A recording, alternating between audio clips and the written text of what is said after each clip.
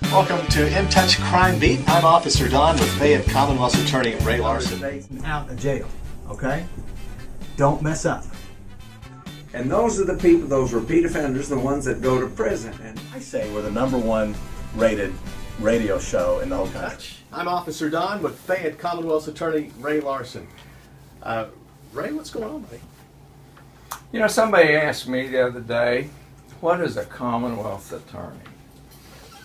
That's a legitimate question. It is. You use terms like district attorney and New Prosecuting York, attorney in Hawaii and Indiana, and you got state's attorney in Illinois, and we got Commonwealth's attorney in Kentucky and in Virginia. Does it have anything to do with the fact that we're Commonwealths? Yes. What's a Commonwealth? Well, that has to do with how the state got its land.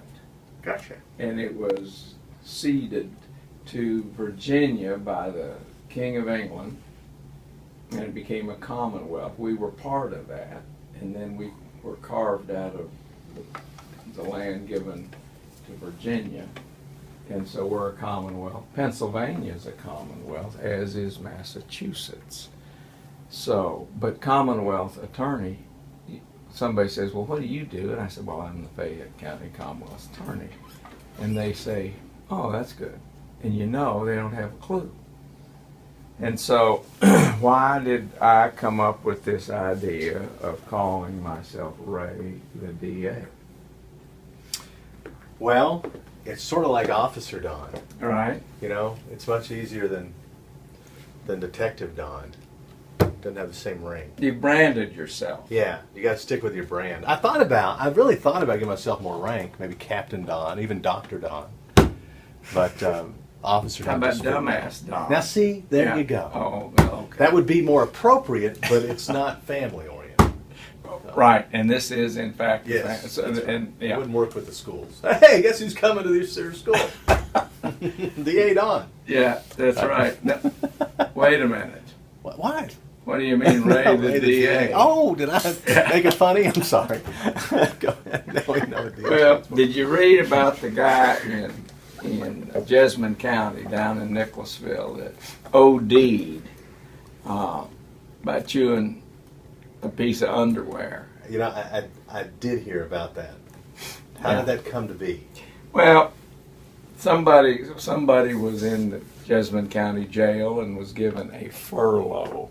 That means just another one of these wimpy things that we do for people who are convicted of crimes. You let them out. Well, he went out, and apparently he soaked a pair of underwear in liquid methamphetamine. Okay.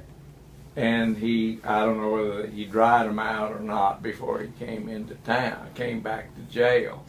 But they were meth-soaked underwear. He came back in with those, cut them into pieces, no doubt sold them, little pieces, and some guy was sucking the meth out of the piece of cloth that he got, and OD'd. Wow. And a hell of a no, the guy that brought it in has been charged with a homicide. So, isn't that a hoot? You know, I don't care if your underwear is made out of Jolly Ranchers. I'm not sucking on it. I'm just saying. I don't get that. That's crazy. So you're not going to get your jollies off No. sucking underwear, so to No, speak. we're not going to do that. That's pretty clever. Yeah, so anyway, well, I mean, that is obviously a tragic situation. That was you just gotta wonder. covering up for that was your I'm a nice guy. Yeah, I want you just got to wonder how people get themselves in a position where they wind up doing something that's stupid, you know, and wind up dead. Yeah. You know, because we belong here now. So there's some questions that have been raised by this Ferguson, Missouri situation where the police officer shot a pretty much huge black guy. And the question is, and this is a normal question, why was he shot 6 times? Why so many shots? You've been through the training, the very extensive training that police officers have to go through. So answer that one. Well, you start with a basic premise. When you have to use deadly force, you are trained that if it's that serious, that you use deadly force, and you continue to use that force until the threat is neutralized, till the threat's no more. That's first and foremost. The officer wouldn't be shooting the guy if, in his mind, you have to start with this premise. You don't shoot someone unless what they're doing is so serious that it's something you have to kill them over, period. So that's why you don't shoot people in the leg. That's why you don't fire warning shots. Deadly force is deadly force, and that's the basic premise of the use of force if you're going to go there. You know, a lot of people will say, well, why didn't you just wing them? Or why didn't you, just like you said, why didn't you shoot them in the arm or shoot them in the leg? Well, that's a bad, do you really want police officers just winging people? Look, if you're going to fire your gun, it has to be something so serious that's your only option, is the point. That's what you're trained. You do not fire that weapon unless deadly force is justified. Now, why so many shots? Honestly, I'm surprised that there were not more shots fired in this case. And the reason is all the police shootings that I've been involved with and I've had to work as an investigator, been a part of, even on the outside, multiple shots are fired. Up to 21 shots are often fired. It takes that many to neutralize a threat most of the time. If you talk to the officers, they will tell you when you debrief them, why didn't you shoot, 10 times? Look, I shot until he fell. I shot until it was over. And it's like my bullets were coming out of the gun and it wasn't doing anything to him. That's what they tell you time and time and time again. And you know what? That's the truth. Because you boil it down to basic physics, okay, a piece of lead is only going to displace a 180-pound, in this case a 350-pound person. It's not going to knock him down like in the movies, knock him back 10 feet. It's not going to do that. There's not enough force there for it to cause that type of disruption. And so that's the reason the officer shot until the threat was gone. Another question that has been raised is, what difference would it make if you had knowledge of a defendant's crime that he committed or criminal record?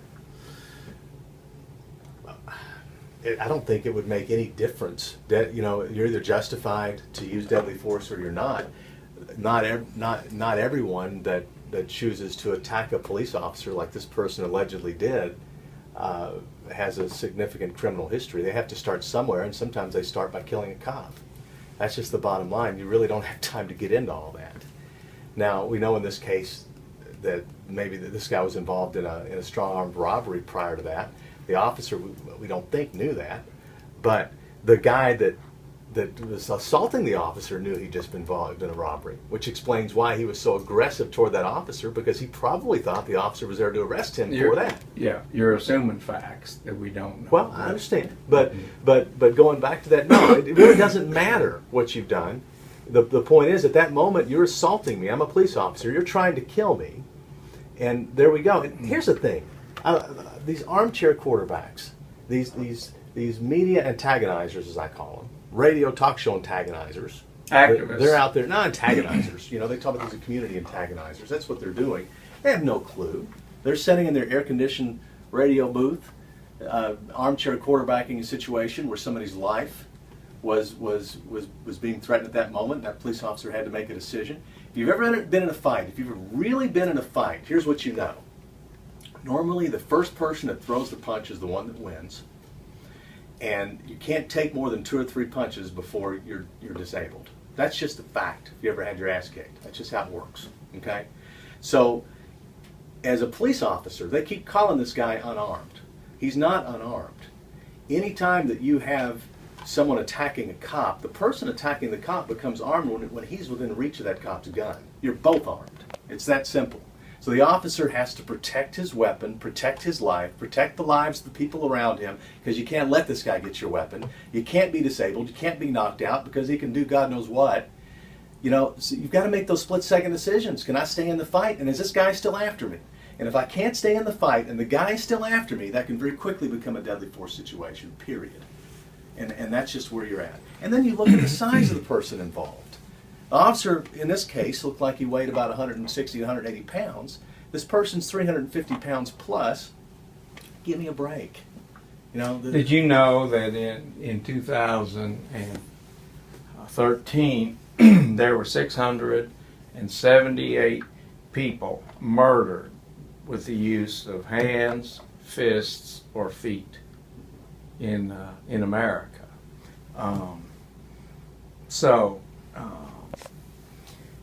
Any rate, there another couple of statistics are that in the United States there are about 800,000 law enforcement officers, and that group exercised self-defense to kill somebody that was attacking them 400 times. Now that's a very, very small percentage. And their civilians killed somebody in self-defense 310 times in the United States in 2013. Yeah. How much time do we have? Because I got another couple of questions. We got about 3 to 4 minutes. All right. What about this this allegation by the anti-police bunch, which is what this is the militarization of police? You know, gas masks, body armor, these trucks, these armored trucks, like the Lexington Police Department has for its emergency response team, its SWAT team. Yeah. They've got an armored truck. Sure they do. Now, what's your thought about that? Well, first of all, it's the armored truck is used to defend police officers if they're being attacked. It's to provide a barrier between them and who's attacking them. That's first and foremost. And most of this so-called military equipment, that's all it is. It's defensive in nature. It's bulletproof vests. It's, you know, an armored vehicle. Gas mask. Gas masks. It's you know, things that enable officers to actually use a lesser amount of force in order to get the job done. That's the thing about it. What do you want, officers out there fighting in their underwear? You know, I mean, give me a break. If you've got a riot going on, you want to put protective gear on the officers, and here's why. Because that way when somebody starts throwing rocks and bottles, you know, a rock or a bottle, if you don't have the right protective equipment on, can be deadly. And it actually can an officer could be justified in shooting someone if you're throwing a rock or bottle at that officer. Under certain circumstances, he could be. He's not going to be justified, though, if he's got protective face gear on, head gear. If he's wearing that stuff that looks military, then that actually enables the officer to use lesser force to deal with it. It just looks mean. You know, what do you want to, maybe if we painted this stuff pink, then people would think maybe it doesn't look so military. And you're getting pretty feisty here. Well, it's ridiculous. You know, it truly is. And I think that most people, I've got to believe, they want the police to have the protection they need so they're not just throwing their lives away. There are some people who want to, you know, make this more than it is. Why would you want to, Bill Ayers why is would one you of want them. to take the tools away from police officers so they can protect themselves? That's ridiculous. You know, Brenda Cowan was killed. She was a firefighter that went to the aid of a woman that had been shot, and the guy that killed his wife, Patrick Hutchinson, was up there with a high-powered rifle. You see, and he was shooting, and he killed Brenda Cowan. And nobody could get to her because they didn't have the armored equipment to get up to her to protect themselves. Yeah. It's just interesting. Well, and that's the type of equipment that they're wanting to take away. I mean, they make the comment, and they're blowing it way out of proportion. Officers are not getting. Let me tell you what military equipment: RPGs, rocket-propelled grenades. That's military equipment. Cops don't have that. Don't need it. Okay, but high-powered rifles, police departments have that anyway, and they need them. Let me we got explain about something. 15 seconds. My buddy in Texas says that the best armed people he knows are these Mexican drug cartels. And what are you going to shoot at? 6-shooter? Yeah. We'll see you next week. Been in touch.